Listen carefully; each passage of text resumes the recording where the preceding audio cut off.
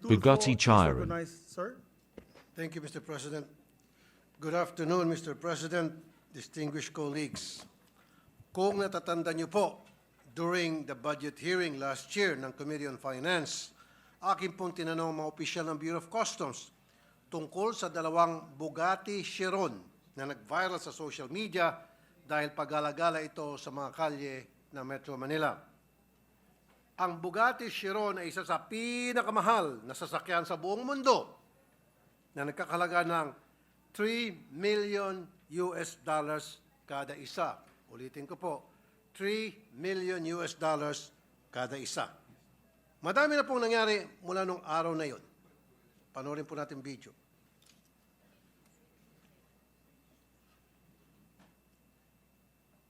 Bugatti Chiron, yung backup niya, G63 Mercedes Brabus. So, chinek ko po yung presyo ng Bugatti Chiron. That's 3 million US dollars ang tag price. Ang tanong, nagbayad ba ng tax itong dalawang Bugatti Chiron na nakita sa kalye? Tinignan nila yung 2019 onwards, 2019, 2020, 2021, 2022, 2023. Wala pa ho, walang records. Wala sila. talaga. So, Wala pa. therefore, ibig sabihin, ito po ay nakalusot. Ayon sa customs, mismo mga may-ari ng sasakyan ang nagsuko ng mga luxury cars. Isa rin po si Senator Raffy Tulfo na nagbigay sa amin ng tip dyan. Meron na rin po kami mga intelligence information regarding these. As early as now, medyo kinukongratulate ko po ang Bureau of Customs for recovering one of the two Bugatti Chirons last February 9. Pero, Mr. President, bago nakamtan ang tagumpay na ito, sandamakmak na kapalpakan muna nangyari at nakapasok itong Bugatti Chiron nito nang walang record sa customs at narehistro pa sa LTO. Mr. President, I come before this chamber because of the irregularities that have been flagged to me regarding these Bugattis. Una po, nung ito ay tinanong ko noong Nobyembre kung nagbayad ba ng customs duties ang mga ito, agad akong sinagot ng wala sa records ng Bureau of Customs na ito ay nagbayad ng duties and taxes, itong dalawang Bugatti. They confidently told me that they looked at the records from 2019 onwards at wala daw talaga. Sa nakita niyo po kanina sa video. They said that before the Senate budget deliberations and they would not say that if they had no basis. Ngayon po, bilang pag-follow up ko sa nangyaring ito, dahil nga may nag-surrender na ng isang Bugatti, akin pong background check ang registration ng dalawang Bugatti sa LTO. Ang blue na Bugatti na may plate number na NIM 5448 ay lumilitaw na nakarehistro sa pangalan ng isang foreigner na si Tu Trang Nguyen. At ang pulang Bugatti na may plate number NIM 5450 ay nakarehistro naman kay Meng Junzu. Sa pag-aaral ng mga dokumentong pinasa nila sa LTO upang ito'y marehistro, may kita na itong dalawang sasakyan ay magkasabay na prinoseso. Pareho itong in-import ng Frebel Import and Export Corporation na ang bill of lading ay may petsang December 24, 2022 at ito'y sabay na narehistro sa LTO noong May 30, 2023. Ngayon, ang tanong ko po, paano ito narehistro sa LTO kung hindi ito nagbayad ng customs duties? Ayon sa sinasabi ng mga nakapanayam natin dito noong Nobyembre. Salungat ito sa mga dokumentong sinumiti sa LTO kung saan may kambal na certificate of payment ang dalawang Bugatti na ito na in-issue ng Bureau of Customs. Noong December 27, 2022, nagbayad ng mahigit kumulang na 24.7 million ng Frebel Import ng customs duties ayon sa record na naisumiti sa LTO. Ang certificate of payment na ito ay pirmado ng customs collector na si Harold Agama at ng examiner na si Rosario De Leon. Sabi ng mga customs officials dito nung budget hearing, walang binayad. Pero ang sabi ng dokumento na pinasa sa LTO, meron. Saan po nangyaring himala, Mr. President? Noong panahon na ito, 2022, ang Customs Commissioner ay walang iba kundi si Yogi Filimon Ruiz. Marami akong nakukuhang balita na maluwag ang customs sa mga information or importation ng sasakyan noong mga panahon na yon. Sa madalit salita, maluwag as in, maluwag ang smuggling. At sino naman itong si Yasser Abbas, na Director for Imports and Assessment Services ng Bureau of Customs? Sa kanya dumadaan ang pag-approve ng mga pumapasok ng mga sasakyan. Ano ang nangyari dito? Mr. President, sanga-sangang problema po ang nais ko mabigyan diin ngayong araw. Una po, ang smuggling. Makikita po natin na may nakagawa ng paraan para mag-import ng mga luxury vehicles nang hindi nagbabayad ng karapatang buwis. Ayon sa kaduda-dudang Certificate of Payment na sinabit sa LTO, 24.7 million lang ang binayaran ng kada Bugatti owner. Pero kung i-compute ito, mahigit 207 million kada Bugatti ang estimated duties and taxes na dapat sana nakolekta ng gobyerno. Ibig sabihin, naluging gobyerno ng 183 million pesos kada sasakyan, or a total of 366 million pesos ang nalugi. Ito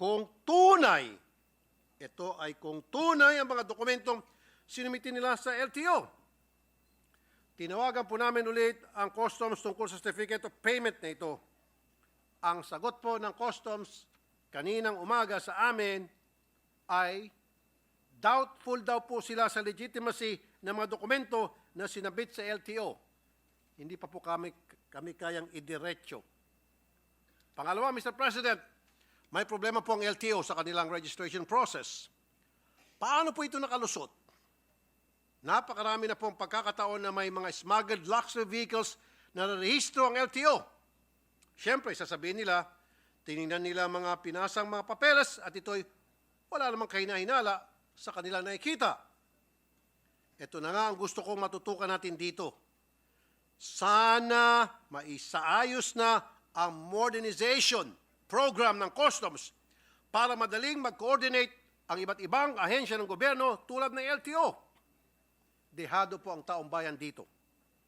We have to implement already the National Single Window Program. Itong customs, they keep on delaying it sapagkat sila ay kumikita dito. Just this year, we gave them a budget of more than 1 billion pesos for their modernization program. This should be utilized to enhance our ability to collect customs duties efficiently. Napakamakapangyarihan po nitong mga Bugatti owners. May galamay sila sa napakaraming ahensya ng gobyerno. At ayon sa isang article, itong si Trang Tu Nguyen, na isa sa mga may-ari ng Bugatti, ay isang insidente na-involve siya na isang Ferrari F8 pumasok sa EDSA bus lane. Ibig sabihin, marami pong exotic cars itong taong ito. Ano ba ang trabaho o negosyo nito sa Pilipinas? Kung legit na ito ay may trabaho o negosyo, nagbabayad ba ito ng buwis? Malamang sa malamang ay hindi. Dahil kung nakalusot ito sa customs na mahigpit ang pagbabantay nga, kung tutuusin, mas lalo pa sa BIR. Ilan pa kaya ang katulad ni Nguyen na may pribileyo sa customs, BIR, LTO at immigration? Mr. President, according to our Constitution, tayo po inatasang mag-evolve ng progressive system of taxation. Ibig sabihin, mas mataas ang kita, mas malaking binabayaran na buwis. Pero base sa mga napag-alaman natin ngayon, ang progressive po ay hindi taxation, kundi tax evasion. Mr. President, we need funds to run this government and to provide service to the people. Let us develop an effective system that would prevent tax evasion and corruption. Maraming salamat po, Mr. President. Una sa lahat, gusto ko pong pasalamatin si Senator Raffy Tulfo. Dahil sa iyo na nailabas itong issue na ito. It was during your expose that meron palang 2 Bugatti Chiron dito sa Pilipinas. At tama po kayo, napakamahal at napakahirap bilhin itong mga sasakyan ito. I think there's only 60 in the world. And we Yes, have Mr. two. President, that has a base value of about $3 million each. Yes, and there's only a few. That's why napakamahal yung resale value ng packet ng packet. So, tama po yan. Talo yung gobyerno dito. At gusto natin malaman, Senator Raffy, with your expose, sino ang nagparehisto nito? Anong LTO office ang nagparehisto nito? Saan pong, unang-una, saan po nakapasok itong mga sasakyan na ito? Which port? Meron bang kasalanan dito yung PPA, Marina, aside from the BOC on this particular issue?